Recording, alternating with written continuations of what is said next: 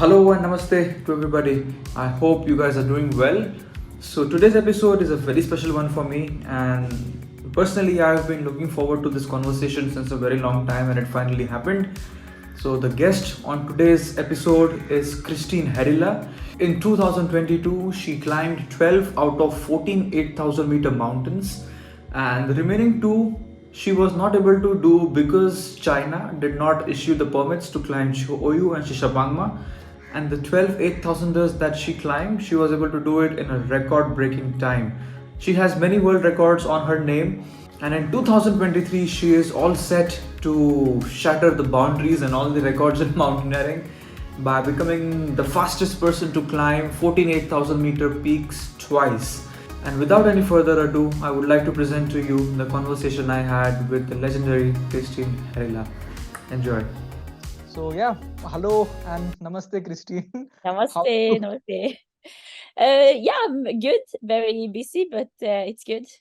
What's going on in life right now? Right now, I am in Norway, in Oslo, and we had this event on Friday, so we didn't sleep much because we had something called Eventyraften. It's like the Norwegian adventure evening, so it's like a celebration. Oh, very so nice. We had that on Friday, and I had a speech, and so I'm staying in Norway for about 2 months and trying to find sponsorship, trying to get the visa to climb the two mountains in Tibet, and yeah, a lot of work and trying to do some training also. Absolutely. And from behalf of everybody in India who is listening, I really want to once again thank you for being here and giving your time out of your busy routine. So, this one question I wanted to ask you, which I want you to answer in the most honest way you can. Why do you climb mountains? First of all, because I love to be outside in the mountains. I really enjoy the time out there, and I feel so much closer to the nature, and that I can relax, have a nice time, and just enjoy it. And I also like the challenge that it is to climb a mountain, because it's very easy, or it's a very simple goal. You just have to take one step in front of the next and get safe up and down, and yeah, so it's like very easy to get it and to get it done. Yeah, one step at a time. Yeah, it's so easy. It's a really easy life, and the goal is so easy because it's just to get up there and get safely back down. Absolutely, absolutely. People always ask me, you guys climb such high mountains. How do you do it? It's all about one step at a time. And It is. And enjoy the time and have a nice time. I think that's important too, because we see a lot in the mountains when people are struggling because they are afraid, or because they miss home, or because they are very uncomfortable with the cold, or so I think for me it's important to enjoy it also. And do you miss home when you are out there for months in Nepal? Not very often. I sometimes miss the kids because they are growing so fast. So yeah, so I miss the kids home, but most of the time it's okay. Yeah, because you are out there in the mountains more than most of us. For example, if I go on an expedition, it is maximum for 1.5 months. You were out there in Nepal for 6-7 months. So that's yeah. So I was like almost 7 months in Nepal this year, and 2 months in Pakistan, and like 1 month I was a little bit in Italy and in Germany and in England and all around, and then the rest of the time I was in Norway. So I was like 2 months in Norway. Awesome. That's a very packed 6-8 months, huh? Yeah. What brought this idea of attempting 14 peaks in a record time? Of course, I knew what NIMS did in 2019, but it was after I climbed Everest and Lhotse in 21. I was sitting in this quarantine hotel in Oslo. For a long time, I felt like the sport and the industry was very far from equal. I was thinking the best way to change something is to show that women are just as strong as men are. And of course, it was easy because he already did that. So it's very easy to compare. Yeah. So then I decided to do it. That's a very crazy goal, and for people who don't really understand what this means, for example, when I summited Everest, I remember after that I was so exhausted and so done, just wanted to go home. And then to imagine you, climbing 8,000 meter after 8,000 meter with just a few days of gap, the kind of Mm. preparation, the kind of mindset, and the kind of Mm. desire it takes, Yeah. it's really something. And I yeah. think first of all, you have to be very motivated to do Hmm. it. Hmm. And I think if you think, okay, I'm going to climb one mountain, then you are prepared for that. But in this project, you have to be like prepared for doing many and very motivated to do many mountains. And then it's easier to actually do it. Yeah, so I think if before going we have already this in mind that we have to Yeah. climb multiple, then I think we can do Yeah. it. I Yeah. think so. For sure we can. And I think we are capable of much more than we believe. Hmm. So when we think we are tired, we have so much more. Like when I run here, I'm Hmm. so tired after 2 hours. But and maybe I'm tired the next day. But on Gasherbrum I, we came Mhm. down to base camp after 41 hours. Non-stop. No, we slept a little bit on the way down in the snow. Mm-hmm. Yeah, so we had two stops where we rested a little bit, Mm-hmm. but like just 2-3 hours, or 1 hour one place and 2-3 hours other place. Incredible, incredible. And Yeah. I met you on Manaslu, Yeah. and just to give people a little context, Mm. this year Manaslu was a mountain which remained untouched by most climbers who were there for various reasons related to weather, and then there was an accident there. We were all at the base camp after the first rotation. We were waiting for a good weather window, and then we heard that Kristin is on her way to the summit. And then we thought that okay, maybe she will reach camp 2 and camp 3 and come back. But then I went to the 8K camp where I had a lot of friends there, and there I got to know that you are pushing on, and we all were like, oh my god, I hope you will Yeah. be safe there. And then after a day or two, we heard this news that you have submitted against all the odds. You are the first person that season to Yeah. do something which all of us thought was impossible in that week. So how Yeah. was Manasulu for you? And what do you think about all that went down there this season? Yeah, I think for me, Manaslu was the hardest mountain we climbed this year. Mm, And many people say that Manaslu is the easiest, exactly. and like K2 or Annapurna or Dhaulagiri or is the most challenging. But I have to say Manaslu was much harder for me, and it was a very dangerous mountain this year. And I will always say that it is the condition and the weather that will decide Mm, how hard the mountain is. And I think like mm. all the 8,000 meter can be very, very challenging. And you And know, we saw that on Manaslu this year, like exactly. how much snow it was and how many avalanches that came. And we were in camp 2, and everyone went down to base camp. Right. And this was the 20th of September, and we decided to go up to camp 3, and we were like 11 people, and I wanted to try the summit. Mm-hmm. And we started out, and it was nice weather, and I was thinking, okay, let's try to go for the summit. And my thought was, okay, next week when we have the next weather window, everyone is going to be ready to go for the summit. And with so many people that were on Manaslu this year, and the snow condition we had there, we knew it was going to come avalanches. And we also know, like, when people step on the snow in this steep part, there will come avalanches for sure. So you were not worried that avalanche could be started by you and your team? Was that a Yeah, possibility in I your was mind? worried. And you never know when you start out. You never know, is Hmm. this a good decision or is it better to wait? You don't Hmm. know. So it's easy to Hmm. say that after. Hmm. But my thought was like, okay, less people, less Yes. chance for avalanches. Yes. And I think whatever you did, it really worked out well, and it gave a lot of people Yeah, on the mountain this hope that okay, it will be yeah, possible, maybe after a few yeah. weeks. But Yeah, and we had like terrible condition from camp 4. We also had like one avalanche between camp 3 and 4 when we climbed in the dark. We just heard it come, and then we hear it's coming an avalanche. But I felt all the way that it was on our right side and it didn't hit us. thank But God. when we came to camp 4 and on this slope uphill that goes where it's no rope because it's not so steep. But it was like, I don't know, 1.5 meter snow, deep snow, and we was just like using so much time and just crawling in the snow and try to go up to the summit. Wow. Wow. So I have a video saying, oh, I Hmm. think we have 2-3 hours more left, and from there we had like 9 hours more. Oh my God. Oh Yeah, my God. And I think you were the first people that season there after a heavy yeah, snowfall. So it was basically you yeah, guys opening up the route. yeah. So we were the first after the fixing team. Hmm. Yeah. Absolutely.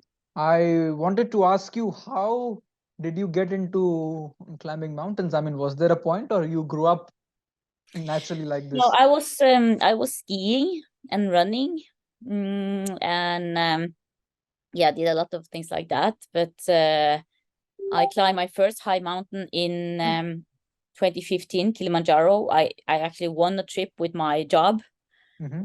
and then I in 2019 decided to quit my job. So I What did had you a do plan. before? I was a leader in a big furniture company. Okay. So I was like working a lot and yeah, very, very busy, and I did some running and some ultra race in the mountain and some sky running in the mountains, but not climbing mountains. Hmm. So, but I just did that because I needed to have something to train for because I was working so much, and I knew Hmm. that okay, if I'm not training or competing anything, then I will just work all the time. So so in 19 I decided to quit and I left for Nepal, did Lhotse East, and we saw Mm-hmm. Everest, Mm-hmm. and we had this beautiful morning light over Everest. And a friend of mine that was in front of me climbing, I said to him, "Oh, it doesn't look so tall, this mountain, Everest." But of course, it is the highest mountain in the Mm-hmm. world, and then I decided I wanted to do it. So you did Everest and Lhotse. Yeah, in When was 21. that? In 21. Yeah, Oh, okay, okay. So you did them back to back? yeah.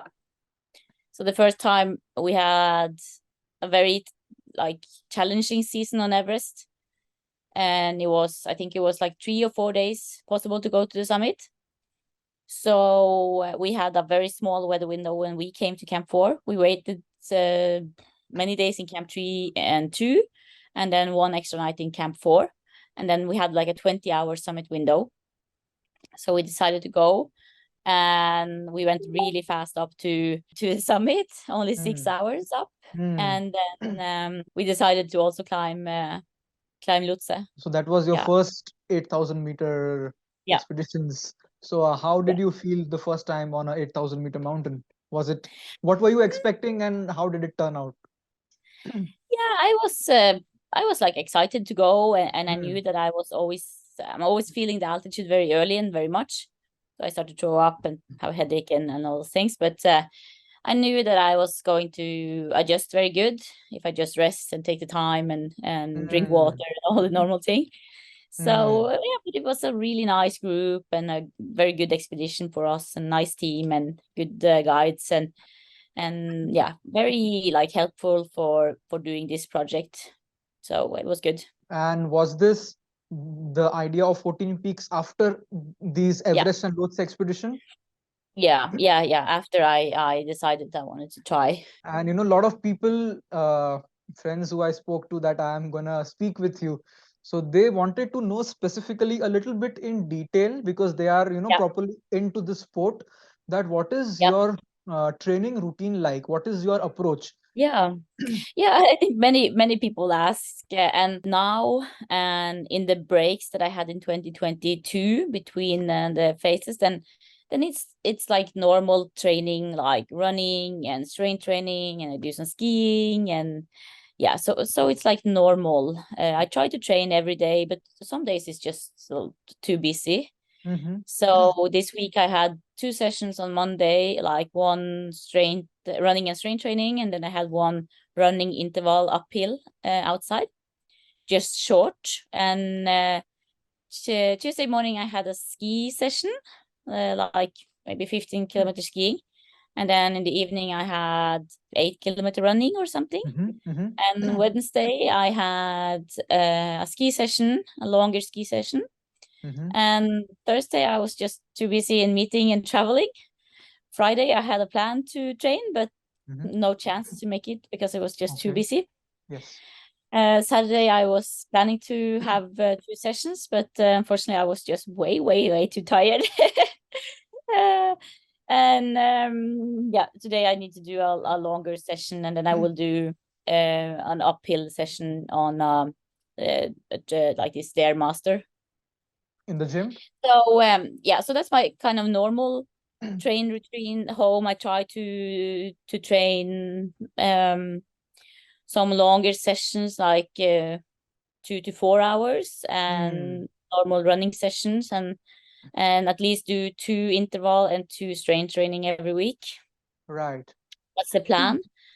But before I started this project, and when I quit my job in 19 and decided to climb mountain, I was like really preparing good for this project, because I think the most important thing if you're going to climb mountains is to prepare your body for many long days after each other.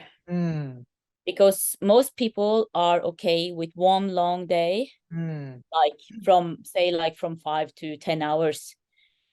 Most people can do that, but when you do it 2 days and 3 days and 4 days and 5 days after each other, then people get tired. So I think the most important thing if you're going to climb on 8,000 meters is actually to prepare your body for many long days after each other. Because you see people struggle on the last day, and maybe the last day is the longest day also. So you need to prepare your body for that, and you need to be good on recovery after. Like I always say, that it's very important with self-care when you climb the mountains. So I see people coming up from like camp 1 to camp 2, and maybe that's 6-7 hours, all depending on the weather and the mountain we are on. But we see that people come up, and instead of like when you arrive to the camp, like put up the tent, get into the tent, get your food ready, and get to the toilet, and get in the sleeping bag. I see people coming up, and they are just too tired, so they're just sitting down and waiting for things to to happen, or waiting to feel better. I see that instead of like just get it done and get sleep, they like just sit down and try to rest. But it would be better for them to actually get into the tent, get in the sleeping bag, get the food that you need and the water, and relax. So I think like taking care of yourself up there it's important, and make you rest more for the next day, because it's important with these long days is actually to be good on resting. So just like relax and try to get as much as sleep in the tents. And like when we get one extra day because of bad weather in one camp, I'm always thinking like, okay, that's good, and I can rest more. Yeah, it is. And I see many people that are struggling with that, because they think like, oh no, we are going one day later, be home one day later, and blah blah blah. So I think it's good to just like relax and enjoy the time. And And I would like to dig a little deeper into the workout routine, because you know, so you said long hours in your training. So do you agree that low intensity but long duration is the way to do your training when you're back home? I think the most important thing here is like whatever you're doing, whatever you're training for, you have to remember that you get good on what you train for. So if you want to run fast, you need to run. If you're going to climb mountains with a heavy pack, and if it's an 8,000 meter, you need to walk uphill with a heavy pack and do it for many hours, because that's what you're going to do up there. So and I see it, of course it's good to I think if you're going to prepare for an ultra marathon or something, you need to run a lot, but you also need to do a mix of other things so you don't get hurt or injured. But for me, it was in 2020, so we couldn't travel, but I was in Norway, so I was just staying in the mountains in Norway for some months. That's perfect. And it is because I could go one day up to the mountains and be out for 24 hours. And then I came back and I rested one day. And then the next day I maybe did 5 hours. And the next day maybe I did 3 hours. And the next day maybe I did 10 hours. And maybe the next day I did 24 hours again. So I had so many weeks with many long sessions. And maybe the next week after 1 week like that, because maybe I was out for like 50 hours or 60 hours 1 week. That's a lot. But next week I did normal training again. Like maybe 10 to 15 hours in total. So 1 week of absolute intense training, according to how much time you will spend in the actual expedition. Like but that. I don't care so much that it's like when I go out for 24 hours, I go slow and I enjoy the view and I take picture and I sit down and I rest and I so it's just slow, but I think it's important to just be out for a long time. And then I did like some of the shorter session, maybe like 6 hours. Then I could go more like straight up. And short for you is 6 hours. It's all depending. Like when I'm down in the city and if I'm going out to run for 2 hours, that's long. Exactly. I just came back from a 45-minute run in Mumbai and I'm tired, more mentally. I understand that. Yes, I think it is what you prepare for, but for doing the high mountains and 8,000 meters, I think it's important like to prepare your body for many long days after each other, because it will be. So prepare your body for what you're going to do and put on a heavy pack and just find mountains and climb up and go down and climb up again next day. And yes, I always say this to the people who ask me how to train. I ask them, if you want to be a swimmer, what will you do? You'll swim. If you want to be a cyclist, you'll cycle. So if you have a goal of climbing mountains, spend as much time in the mountain as possible. Running in the gym, in the flat will get you up to a level, but to get that specific kind of muscle development and muscle memory and that mindset. Prepare your mind also for the long days, because I think it's a lot about motivation and how motivated you are. And I think if you're going to do the 8,000 meters or a project like I did now, you need to be motivated in many ways. It doesn't have to be motivated just to get in the newspaper or anything. You have to be very motivated because it's going to be very hard. So this is what I wanted to ask you next, because this is something which I personally would like to know also. Okay, you said that one of your purpose was to show that women can do it too. So was that your strongest driving factor? That can we say that was the biggest motivation you had? Or what is that purpose that really keeps you going? Or is it just the love of climbing mountains? I think it's both. It's both. It's not just one thing. And I cannot say that one thing is more than the other, but it was because I love the challenge and I love to be outside in the mountains and everything around, the expedition life and everything.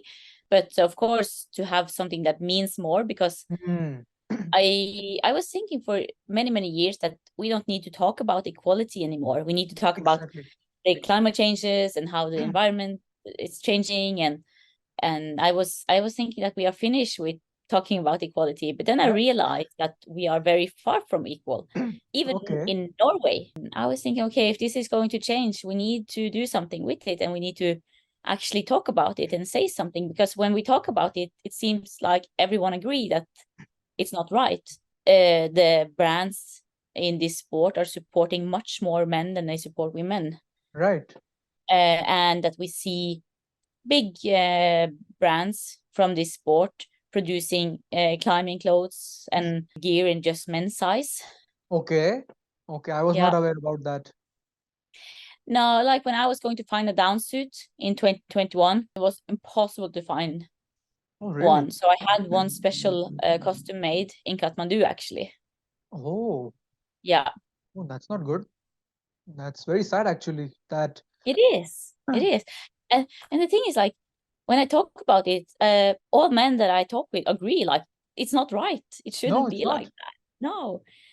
And like even in Norway, where we say we are equal, we see that the biggest brands, they support much more men, because you can go and see on the athlete page, and you see it's like 90% men of many of them. But I'm trying to understand this now that you're speaking about it. See, I'm sure that brands are not looking to discriminate that, okay, we will only produce for men. So do you think it is because that there were so far more men than women, that's why they manufacture more for men? Was it like this, you think? I don't really know why. I haven't gone back to this company and asked, but maybe I should do it. But I think it's a mix, because I think if we are going to change this equality gap that we have, I think we need female profiles. Yes. We need some people that young people can look up to and see it's possible for women. We need the brands to see that, okay, the female climber also get a lot of attention, and we can use them to promote our company, and yeah. So I think it is a mix. So I think it's not just one reason for this. I think it's many reasons, and it's tradition. And if you look back in the history, all the big adventure in the climber has been men, and all the books have been on men, all the movies have been on men.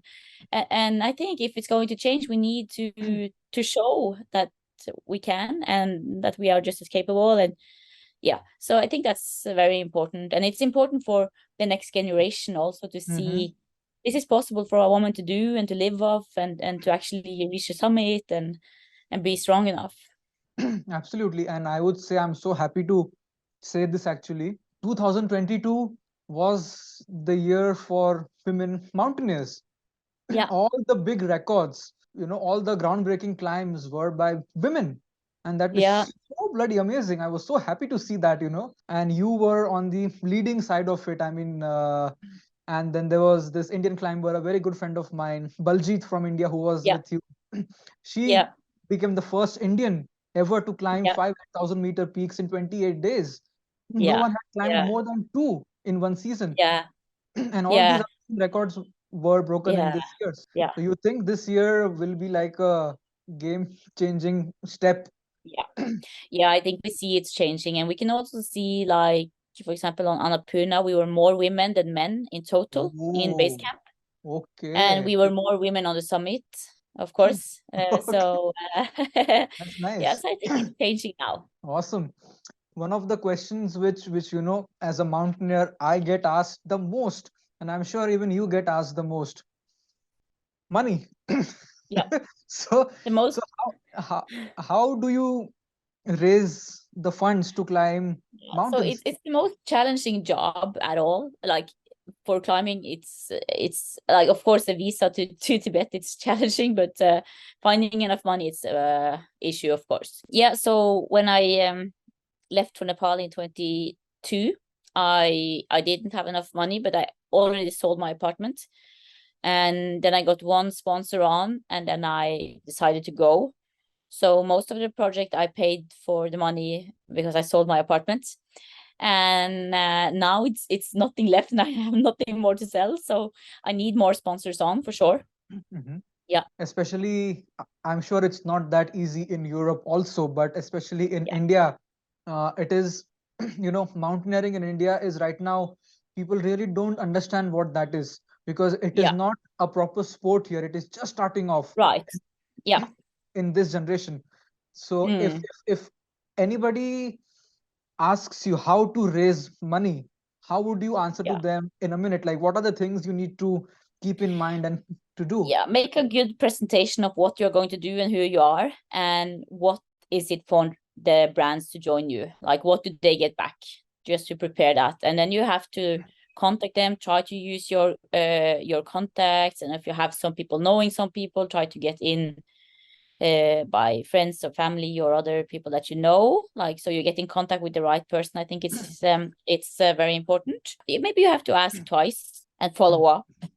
Like, if you just send one email or something, and then it's not going to work, you need to, like, follow up and try to get some meetings, and maybe you should do some speech or do something, so tell about the project that you're going to do. And yeah, I think that's important. Yeah, and I will add to that because I've also been through this, and literally I put everything at stake This was Yeah. for me when I climbed Everest. I was just 21, 22 years of age when I Yeah. was raising the funds. I had no idea what to do. But Mm. the only thing which I had and which I see in you is we don't give excuses that it is not happening. If it's not Mm. happening, we find another way. You Yeah. literally sold your house. That is Mm. that is something which people don't understand, that this is the kind of determination you need Yeah. to have if you want to do something beyond your comfort zone.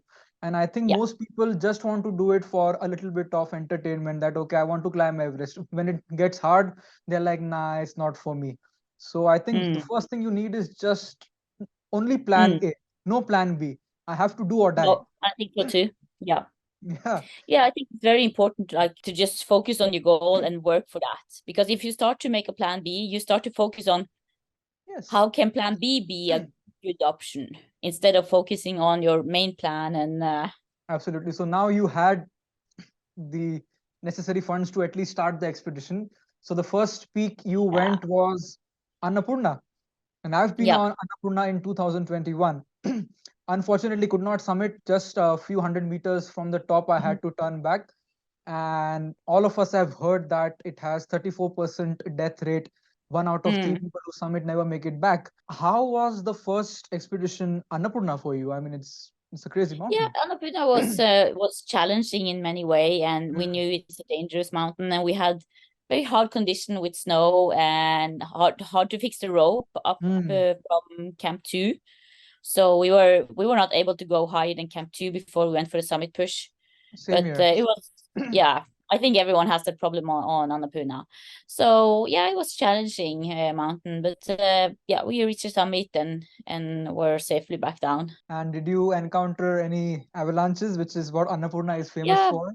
yeah, we had some avalanches, but uh, not very close to us, so we didn't feel any like that we were afraid or something. Yeah, when I was Yeah. there in 2021, I like not I just, but the people who were there with me on that day, like we escaped four avalanches in a span of 1 month, just Mm. with a margin of 15, 20 minutes. We were up Mm. or down, and the Yeah. section between Camp 2 and Camp 3, the gully, the French couloir, is the craziest place. And when we were climbing there was a massive avalanche which went right past us, and I Mm. personally have been waiting to climb Annapurna since Yeah. 2021. But it's one thing to know that, okay, a particular mountain is dangerous, Yeah. but it is one thing to actually experience it. And when you've Yeah. experienced it, Sure. I, every time I decide to go, I'm not 100% sure. So I Mm. wanted to ask you about this. What do you think this is? Should I wait a little bit? Should I listen to the doubts that I have in my mind, or is it just the fear? What do you think? Yeah, I think you have to like focus, okay, is what is the best possible way to reach the summit? And if it is waiting because it's too risky, then it's okay to just go back to Camp 2 or to Camp 1 or to base camp and wait for a better window. But everyone knows it's risky to climb mountains, and especially this Hmm. 8,000 meters. So at some point you have to push through if you're going to reach the summit.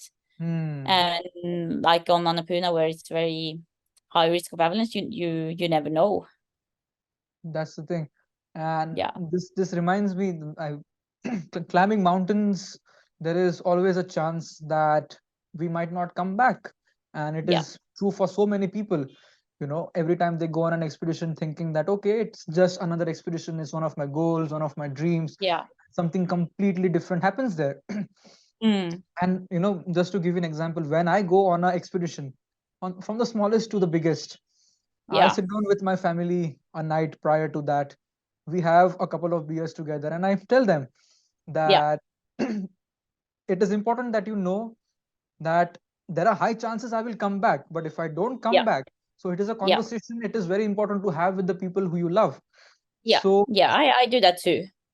so that's what I wanted to ask you. How do you deal with that burden? I don't know if that's the right word, but that thought that you have Yeah, somebody behind you, and how do you deal with that? yeah. The thing is, I'm never afraid, and I'm not afraid of dying. And if I die in the mountain, then it's okay. and I have lived so much, and Mm. I will die happy on a mountain if I die. And I think my family, they knows it, because they know that I want to do this, and it's okay for me that if I die. But of course I want to come home and finish this. But I have made some videos for them, so if something happened, then they get some videos, and then they know what is going to happen if I die up there. That is very, I mean, I was like this a couple of years before, but recently I got engaged. So now it's a little bit more calculative. Yeah. So And I think so. I see more and more mothers out climbing the mountain, and I think that's very good. why do you But think that is? I think because it's more and more acceptable.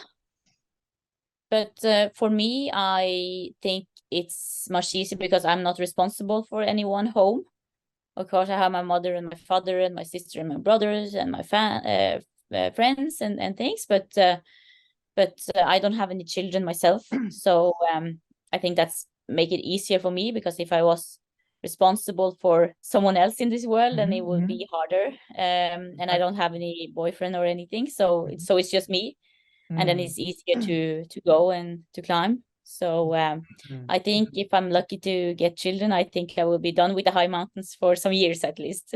I can imagine, and that is already a Yeah. thought. This is the first time I'm speaking about it on a public space, but this is after I got engaged.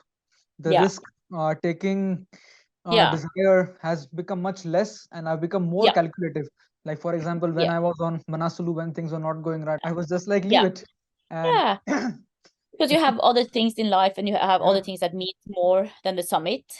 exactly. So you climbed Annapurna, and Yeah. after that, how was your journey like? So after that, it was Dhaulagiri, where we had a lot of snow, and it was very challenging condition, especially we had to wait some days in Camp 2, but especially from Camp 3 to the summit. In the middle of the night, we were not able to find the ropes anymore because it was too deep snow and too heavy snow. So we had to sit down and wait for like 2 hours for the light to come. And then we reached the summit and moved to Kanchenjunga. And Kanchenjunga was it was challenged because I had a little bit problem with my stomach from Camp 4 to the summit. So I wasn't feeling so good, but we reached the summit and came back down and flew over to Everest.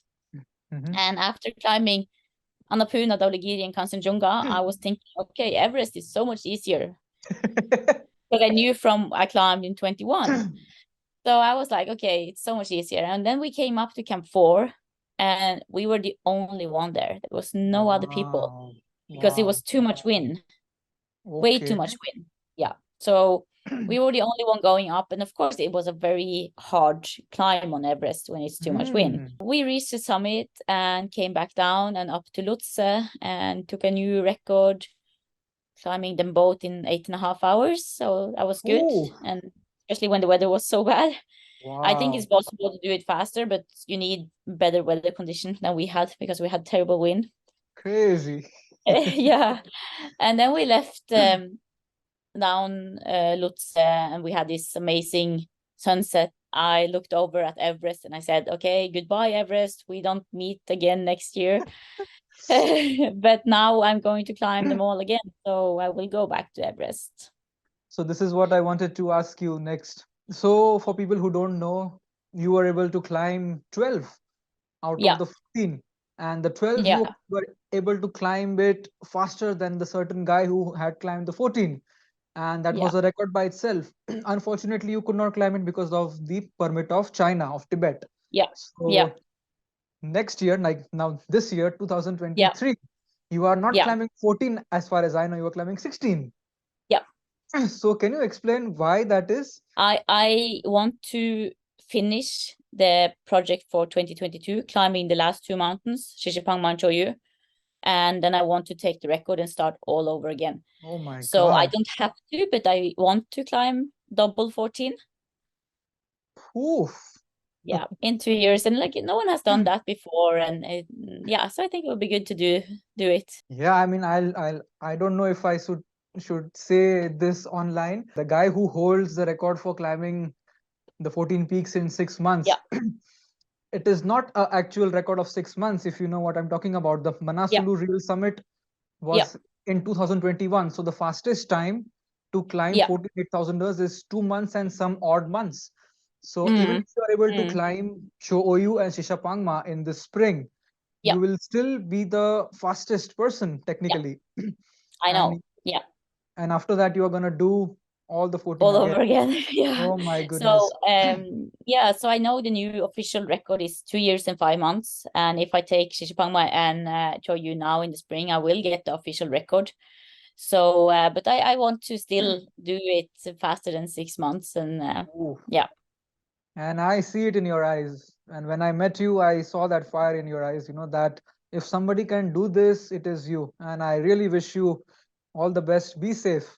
Yeah, And thank I will you. hopefully see you in Nepal on one of these mountains somewhere. I hope so. That would be nice. For me, the next is Manaslu. I'm keeping it very simple this year because I'm under heavy That's loans good. because of the Yeah. expeditions. So I want Yeah. to pay off the loans, get somewhere in life Yeah. financially, because I have Yeah. Yeah. a lady Yeah, to it's take good to care do of that. in some ways. Yeah. That responsibility is there. So this is something which, you know, I'm sure everybody would want to know. How was the support of NIMS towards your expedition? Did you meet him? What did you speak Mm. about? And how was the whole general vibe? Yeah, I haven't spoken so much to him Mhm. because I haven't been with his team and he has been busy with his team and his expeditions. But on K2 we met him and we say hi, and yeah, he was nice, and he posted something like being supporting, and that's good. So that's I haven't not so much contact with him because we are Okay. such in different teams and moving from different expeditions, and Okay. That's good to know. yeah. And of course, I mean, we cannot end this conversation without speaking about the contribution of the great Sherpas for our climbs. Yeah. So, Yeah.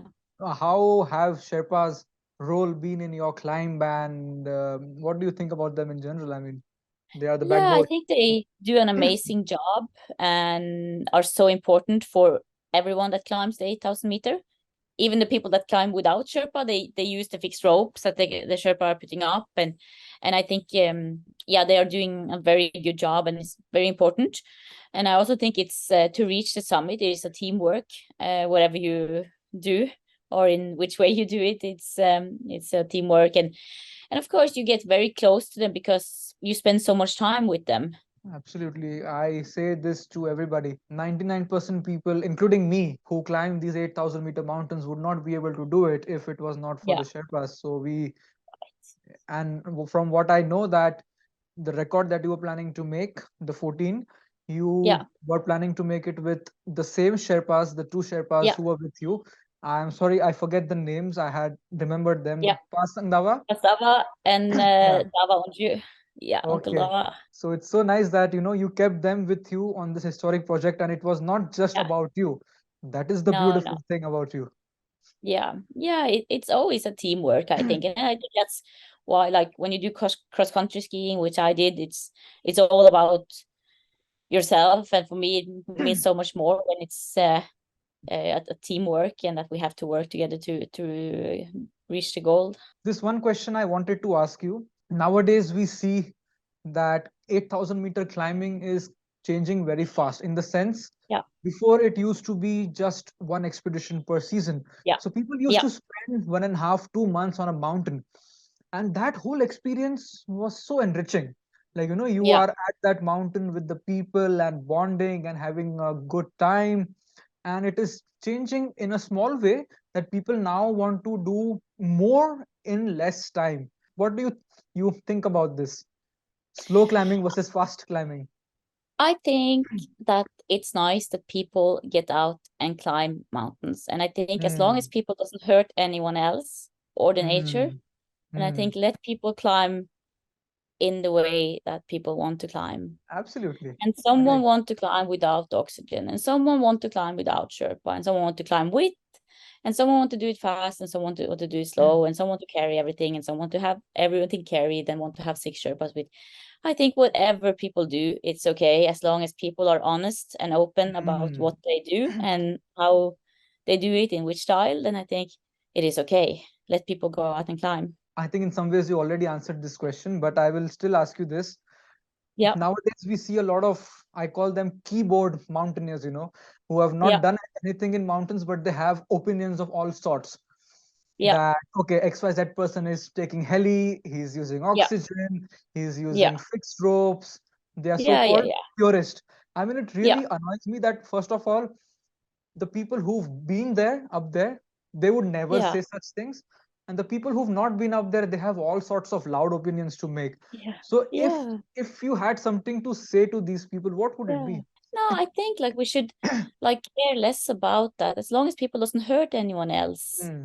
And let people live the life that they want to. And that's also like in general life. If people want to Hmm.